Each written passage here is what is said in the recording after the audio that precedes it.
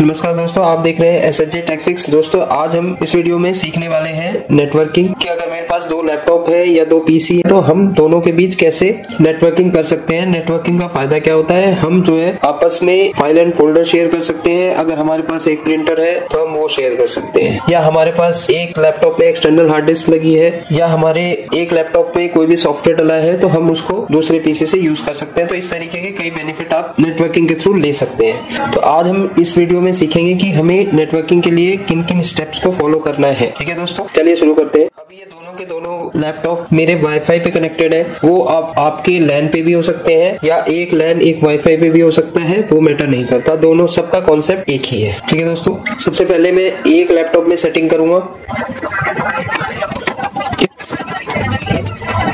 ये देखिए दोस्तों, ये मेरा वाईफाई पे कनेक्टेड है।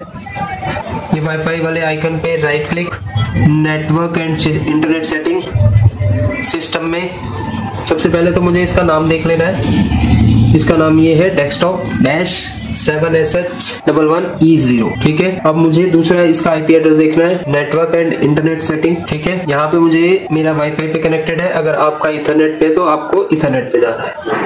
मैं गया वाईफाई पे। ठीक है, यहाँ पे मेरा ये वाईफाई कनेक्टेड आ रहा है। रैंसम जोन प्रॉपर्टीज, इस पे टिक किया मैंने।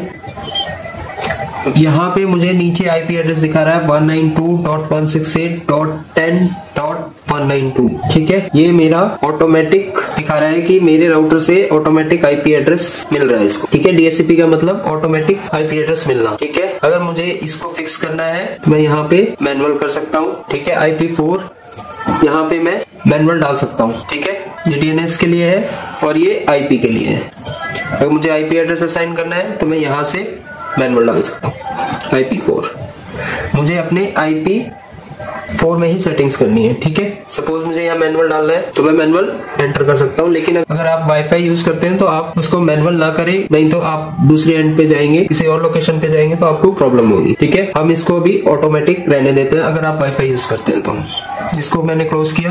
अब मैं फाइल एक्सप्लोरर ओपन करूंगा और सबसे पहले ये देखूंगा कि मुझे दूसरे कंप्यूटर पे क्या डेटा मुझे एक्सेस करना है। मैं दिस पीसी में गया, मुझे सपोज ये डाटा वाली ड्राइव दूसरे कंप्यूटर पे एक्सेस करनी है। राइट क्लिक, शो मोर ऑप्शन, प्रॉपर्टीज, मुझे शेयरिंग में जाना है। शेयरिंग में गया, यहाँ पे एडवांस शेयरिंग, यहाँ पे शेयर दिस फोल्डर, यहाँ पे permission, full control, apply, okay, apply, okay. ठीक है दोस्तों, यहाँ पे शेयर लिखा हुआ आ गया। उसके बाद मैं सिक्योरिटी में जाऊंगा, एडिट में जाऊंगा, ऐड पे जाऊंगा। यहाँ पे मुझे सेलेक्ट करना है एवरीवन,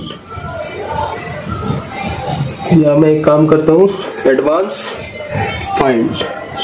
ठीक है, यहाँ पे मैं सेलेक्ट करूंगा एवरीवन। ठीक है, ओके, ओके, अप्लाई, कंटिन्यू। दोस्तों क्विक का बैकअप है इसलिए ये एरर दे रहा है। अब ये मेरा शेयरिंग इसने स्टार्ट कर दी।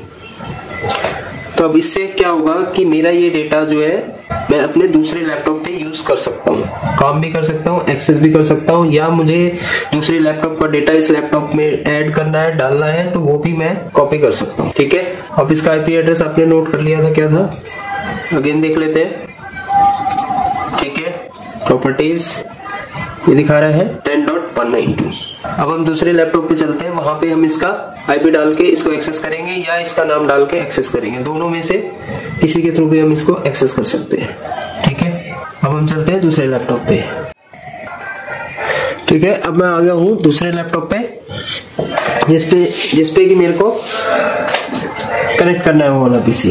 ठीक है, मैं यहाँ पे करूंगा विंडो R, 2// यहाँ पे मुझे उसका आईपी डाल के एक्सेस करना है या नाम डालना है। मैं आईपी डाल के एक्सेस करता हूँ 192.168.10.19।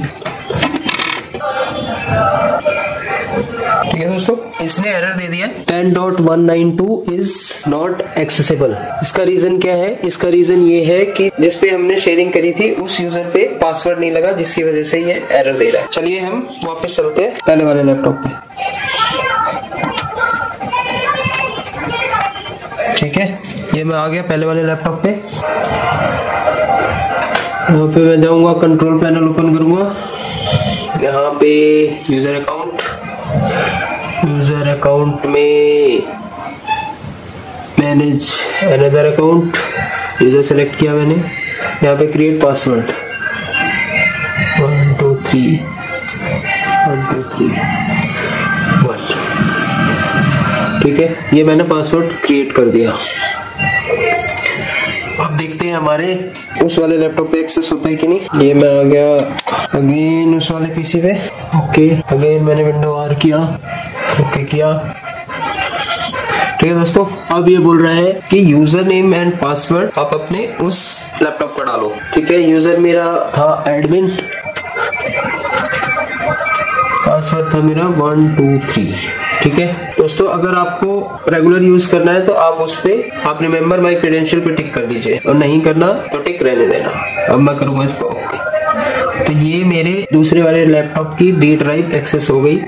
मैं यहाँ से एक्सेस करके कोई भी काम कर सकता हूँ। ठीक है, इसी तरीके से अगर मुझे इसका उस पे एक्सेस करना हो तो सेम सेटिंग करनी है। ठीक है दोस्तों, बस कंडीशन ये है दोस्तों कि नेटवर्किंग के लिए सेम नेटवर्क में होना जरूरी है। अगर वाईफाई के थ्रू कर रहे हैं तो सेम राउटर से कनेक्ट होना जरूरी है। नेटवर्किंग के लिए दोस्तों सेम नेटवर्क में होना जरूरी है, ये कंपलसरी है। थैंक्स दोस्तों, थैंक्स फॉर वॉचिंग। अगर आपको नेटवर्क में किसी भी प्रकार की प्रॉब्लम आ रही है तो आप हमसे कमेंट करके पूछ सकते हैं, और ऐसी वीडियो देखने के लिए हमें सब्सक्राइब करें। थैंक्स दोस्तों, थैंक्स फॉर वॉचिंग।